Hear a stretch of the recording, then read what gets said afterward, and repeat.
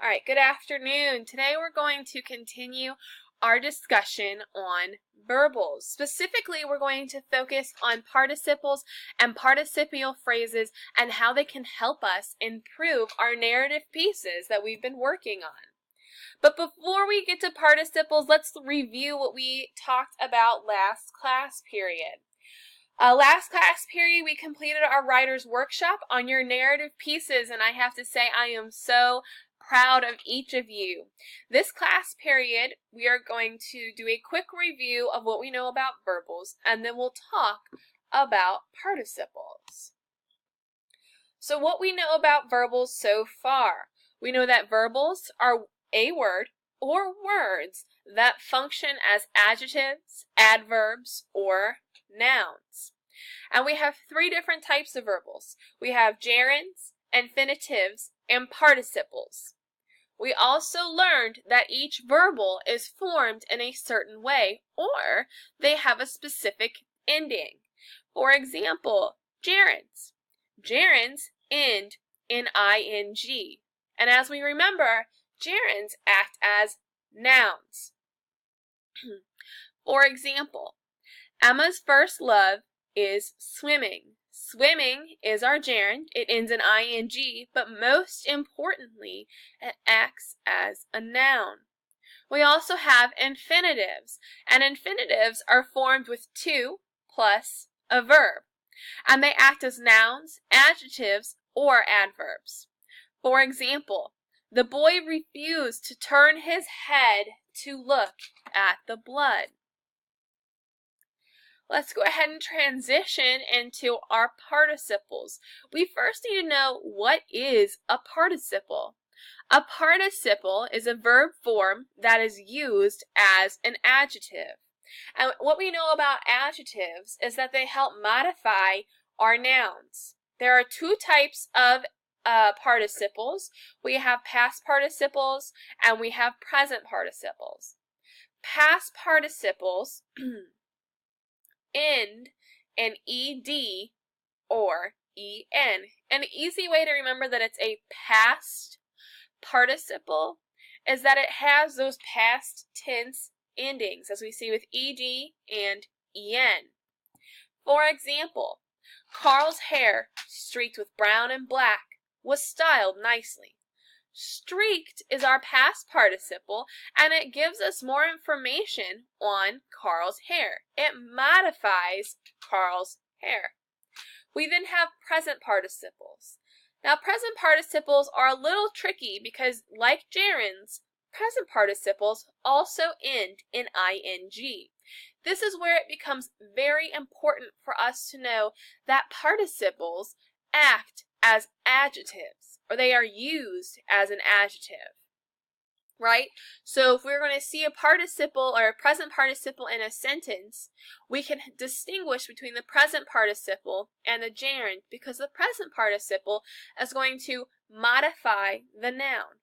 For example, unfortunately, Carl's receding hairline was starting to gray. Receding is the present participle that describes the hairline. What type of hairline? The receding one. Let's do a quick review. We are going to identify if the following participles are present or past participles. Let's take a look at this first sentence right here. The bright, shining ring glinted in the sun. Shining is a participle describing ring, and it is a present participle. We have this next one. The tired dancer walked home. Tired is a past participle describing the dancer. The broken record skipped a beat. Broken is also a past participle describing the record. What about this last sentence, though? The detective cracked the case.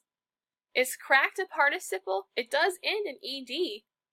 No, cracked in this sentence is the verb, and it acts as the verb. It's telling us what the detective did. He cracked the case. We then have participial phrases. Participles, like other parts of speech, can also have phrases. These are called participial phrases. Participles and participial phrases need to be close to the noun they are modifying. That is very important.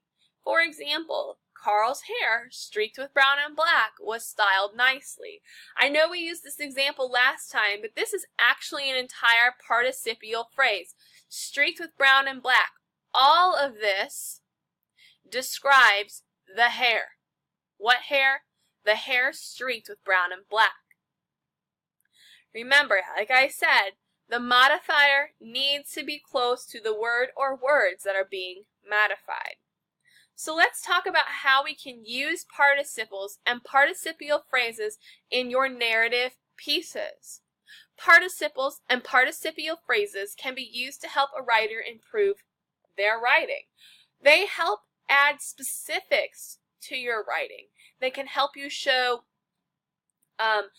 emotion.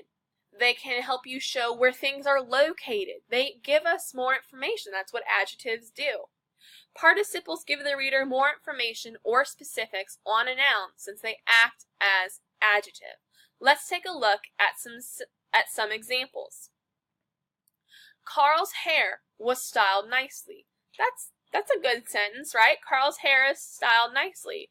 But when I add in there, Carl's hair streaked with black and brown was styled nicely, we learn more about the hair. It's giving us more specifics. It's talking about those senses. We're using our senses here. Let's take a look at number 2.